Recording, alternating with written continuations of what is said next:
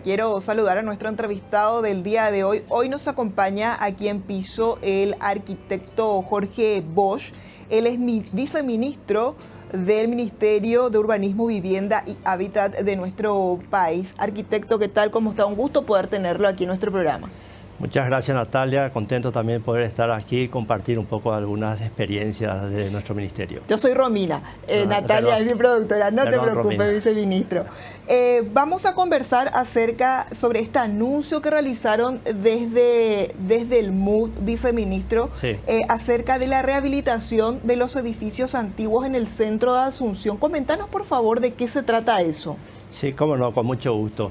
Resulta que nuestra capital, Asunción, ¿verdad?, está sufriendo desde hace unos años ya un proceso de degradación, decaimiento, que es un proceso que se da y se dio también en muchas capitales de los países, todos los países de Europa, América, etcétera, ¿verdad? Y se necesita acciones, múltiples acciones para revitalizar este querido centro histórico de Asunción, ¿verdad? Y son muchas acciones y entre ellas está el tema de repoblar la ciudad, ¿verdad? Repoblar, atraer otra vez a la gente, ¿verdad? Entonces estamos como Ministerio de Urbanismo, Vivienda y Hábitat, ¿verdad?, trabajando en eso de cerca con la Municipalidad de Asunción, ¿verdad?, que es la dueña del territorio, ¿verdad?, de la ciudad. Entonces trabajando juntos, y una de las acciones que estamos viendo para tomar como para repoblar es crear departamentos o crear viviendas, pero por lo general viviendas pequeñas, porque normalmente uno pasa por el centro y ve muchos letreros, se alquila, pero son todo casonas grandes de 3 dormitorios, cosas así. Lo que hace falta son de tipo departamentos o casas más chicas de un dormitorio, por ejemplo, departamentos monoambiente, etcétera. Entonces hay varios edificios así semi-abandonados, por ejemplo, edificios que fueron construidos ya hace 20, 30, 40 años, ¿verdad?, que eran ya como para departamentos u oficinas. Estamos tomando esos edificios, analizando la forma de reconvertirlos a departamentos de monoambiente, de un dormitorio y máximo de 2, pero para alquiler básicamente, porque resulta que hay mucha demanda de vivienda en el centro, pero de vivienda, repito, así de un dormitorio, cosas así. Claro.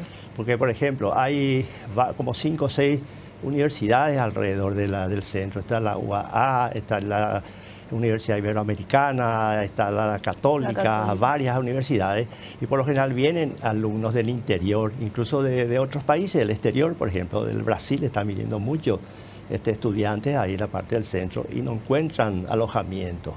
Entonces esa clase de departamentos que no son diferentes, esos como con los otros que son para la venta, son departamentos, edificios multifamiliar, que se le llama multifamily en inglés, ¿verdad?, que son para alquilar exclusivamente, no para la venta, porque la gente va y viene y hay mucho movimiento, ¿verdad?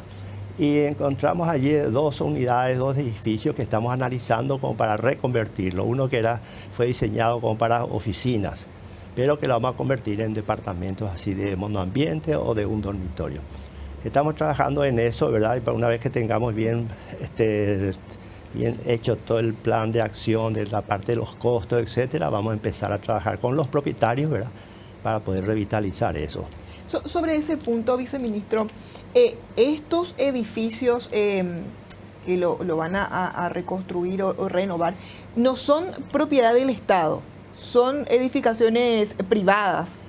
Y son de 2 tipos, hay privados, edificios así privados, y hay también del Estado. Por ejemplo, hay varios edificios ahí que de algunos ministerios o de otras instituciones del Estado que también estamos tomando, por ejemplo, uno del Estado y otro del sector público, como para poder ver de empezar lo antes posible. Lo que tiene que ver con respecto al sector público, ustedes conversan con los propietarios, con los dueños y le hacen esta propuesta, sí. ¿Sería de compra por parte del MUB para luego el MUB arrendarlos, o cómo sería? Estamos viendo toda la parte un poco legal, jurídica, eso estamos analizando. Lo que primero estamos ya completando un poco es la parte del costo, cuánto costaría reacondicionar esos edificios, cuánto saldría por unidad, y ver la forma de destinarlos, algunos para la venta y otros para alquiler, como había mencionado. Estamos en esa etapa, y una vez que tengamos todo el plan de acción, ahí recién hablaríamos con los propietarios, ¿verdad?, ya sea público o privado. En el caso de que sea público, que pertenece al Estado, los edificios sería como un poco más fácil, ¿sería el MUB el encargado del arrendamiento? Y estamos viendo eso, cómo hacerlo, ¿verdad? ¿Cuál sería la parte del tema legal también, ¿verdad? Si sería a través de nuestro ministerio o directamente ya de la institución pública que corresponda, ¿verdad? Okay. Viceministro, le hago la consulta. Ustedes todavía no tienen como un costo aproximado, ¿verdad? De cuánto podría salir un monoambiente. Te consulto, ¿sabes por qué? Porque uno dice, pero eso va a estar carísimo porque es el centro de Asunción, dice. Me imagino que va a estar impagable, va a estar muy caro en comparación con otros lugares. ¿Eso se está viendo? ¿Habría opciones económicas, por ejemplo, para estudiantes de allí de la zona? Sí, eso es lo principal, ¿verdad? Que sean que estén por debajo de los 2 millones de guaraníes el alquiler, ¿verdad? Depende si es monoambiente, mucho más para abajo todavía, ¿verdad? Estamos viendo incluso de repente algunas reducciones, ¿verdad? También incentivos, no sé, estamos analizando todos esos aspectos, ¿verdad? Y en el caso de los propietarios privados, los edificios privados, también estamos con la municipalidad, lógicamente, hablando, ¿verdad? Para que se pueda hacer una reducción de los impuestos, de impuestos inmobiliarios en 10 años, por ejemplo, una reducción completa que también haga interesar a los propietarios de esos edificios, ¿verdad? Viceministro, ahora los edificios que tienen en mira, que están en proceso de hacer toda una fiscalización, ver todo cómo está, ¿verdad? Eso, ¿sobre qué calle estaría ubicado los que tienen en mente ahora, los dos primeros que mencionaste? Varios están dentro de lo que es el centro de Asunción, ¿verdad? Uno está sobre Independencia Nacional y otro sobre Humaitá, que más o menos es la parte ya del centro, ¿verdad? Está el casco histórico que llega más o menos hasta Humaitá y después ya la otra parte de amortiguamiento que se le llama, ¿verdad? Hasta Rodríguez, Francia, ¿verdad? Dentro de toda esa zona estamos viendo, ¿verdad? Arquitecto, me comentaste antes de iniciar la entrevista que pasaste parte de tu vida trabajando en Nueva York, en los Estados Unidos. ¿Esta idea nació de allí o de dónde nace esta idea? Y sí, realmente, sí, así es, la mitad de mi carrera profesional como arquitecto la hice en Nueva York y la otra mitad en Paraguay, ¿verdad? Regresé ya hace unos años, ¿verdad? Y estoy en el ministerio, ¿verdad? Y bueno, sí, ahí lógicamente aprendí mucho, porque ese tema de la degradación de los barrios, ¿verdad? No solo se da en los centros de las ciudades y de las capitales, sino también no solamente en las capitales de los países, sino también en las ciudades. Por ejemplo, Nueva York es una ciudad, no es la capital de los Estados Unidos, pero también sufrió esos problemas, ¿verdad? En diferentes barrios, no solamente en el centro. Y uno de los barrios más famosos ahora, icónicos, que todo el mundo conoce, es el Times Square.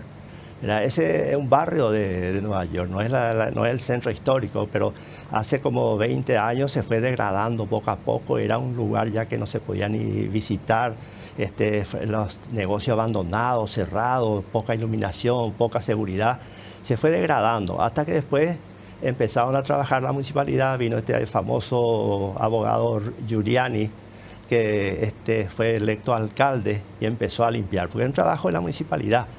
Pero hace falta el apoyo siempre del gobierno central, ¿verdad? Empezaron a revitalizar y en unos cuantos años eso se convirtió actualmente ya en la zona más cara de Nueva York, ¿verdad? O sea, conozco muy de cerca esa situación y de otros países también que visité, ¿verdad? ¿Y países acá en la región que estén aplicando este mismo tipo de trabajo, cuál sería, viceministro? Y todos los países. Ya lo están aplicando.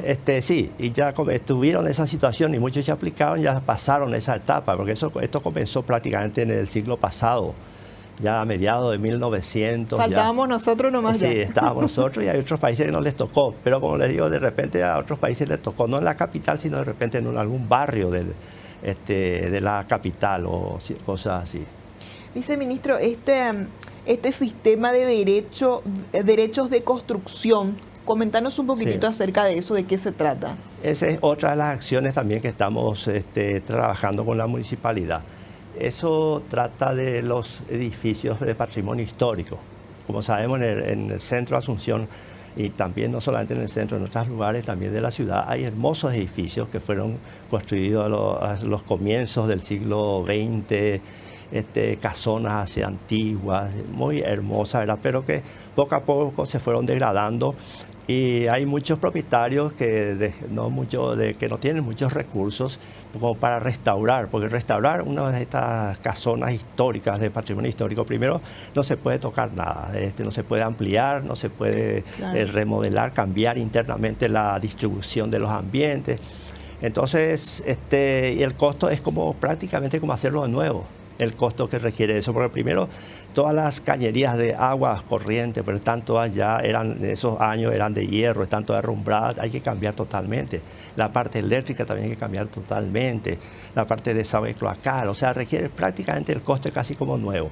Y lógicamente muchos propietarios que no tienen muchos recursos, no tienen esos recursos como para restaurar y dejan caer, se cae, ¿verdad? Entonces, hay normativas en otras partes del mundo, en Estados Unidos y otras también, que los propietarios de esas casonas que son históricas, que no pueden ya construir al lado ni arriba, menos porque está el edificio la construcción, normativas que permiten a ese propietario vender los derechos de construcción.